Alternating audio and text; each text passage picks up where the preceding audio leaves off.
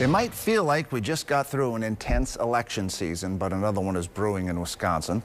A seat on the state Supreme Court up for grabs, and it's set to be the most expensive race in state history. CBS 58's Emilee, Fannon, WisPolitics editor J.R. Ross tell us why you might already be seeing campaign ads.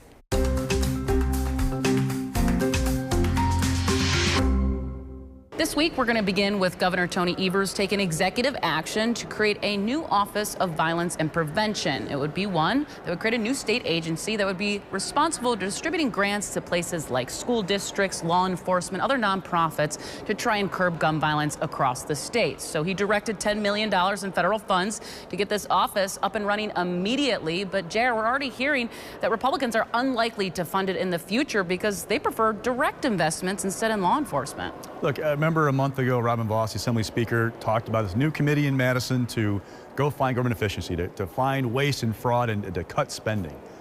They have the power already. There's a budget committee, there's standing committees. They could do that on their own. But he proposed it to try to highlight the issue, it's going to be an emphasis. Same thing with Evers. He knows he can do this other ways. There's an Office of School Safety already, the Department of Justice. There are ways to direct these grants to schools and police departments, but he's making a pitch of, look, this is an issue. I want to tell you, public voters, I am doing something about it. I'm tired of this. Now, the thing is, though, Republicans are not going to fund this going forward. You're going to see also Evers in the budget have a big sweeping gun program. We're not sure what it's going to be just yet. But again, teeing up this push of, I'm tired of seeing this stuff. I'm not getting with the Republican legislature. I'm going to act on my own to create this, then have this fight in the budget. Oh, by the way, once the budget goes to Evers, they'll strip out all these proposals in one fell swoop and it'll go away. Right, and this was really in response to in wake of the deadly school shooting here in Madison that left a student and teacher dead. Evers said he's going to bring a sweeping reform package for gun safety measures, things like universal background checks, red flag laws. What else is he going to propose? That's something I'm looking for because we know many of these other measures before have been rejected by Republicans. So we'll see where that happens when he does give his budget address next month. We also want to touch on the state Supreme Court race and where the latest fundraising numbers are at, but we also have to remind people at home that if you haven't seen them already, you're going to be seeing a lot more campaign ads as this race is really ramping up. It was Brad Schimmel, who is the conservative candidate in the race. He is already up on the air with a $1 million ad buy in the state's 5 largest cities, Madison, Milwaukee, Wausau, Green Bay, La Crosse.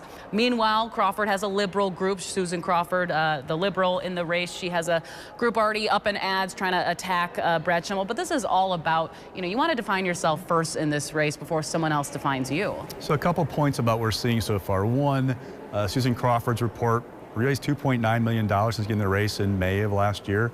$1 million of it's come from the state Democratic Party.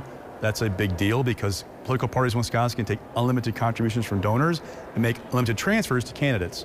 It tells you they're going to be there to help her in this race.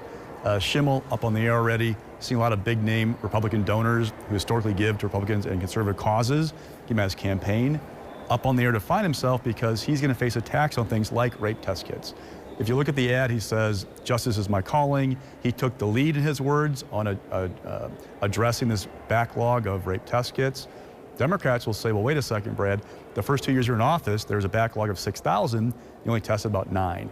So you're going to see this attack against Schimmel as the race goes on. Will this ad be enough to inoculate him? Big question. But again, define yourself or your opponent does it for you. All right. And we're going to look ahead to Monday's inauguration day, of course, of President-elect Donald Trump.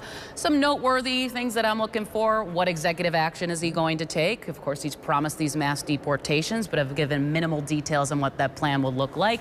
Also, on the other hand, it's going to be noteworthy if some Wisconsin's members of the delegation are not going to be there. Congressman Mark Pocan, Congresswoman Gwen Moore.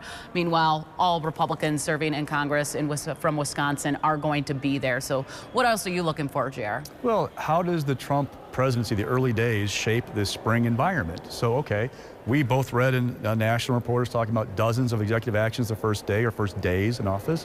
What's that going to mean? I've talked to plenty of Republicans who've told me they would like to see President-elect Trump, soon be President Trump again, talk about mass deportations, but don't do it till after April 1st. Just give the base enough of a red meat that they're going to be engaged and ready to turn out for Brad Schimmel. but don't do things that inflame Democrats and get them back off the mat. Because let's face it, Democrats are still a little bit depressed after November. They're kind of get back on their feet, but we've got a short window from now until April 1st. Democrats want them fully engaged, and Donald Trump has a unique ability to instill passion in Democratic voters and get them off the mat and going again. That's right. All right, that will do it for this week. Thanks so much for joining us.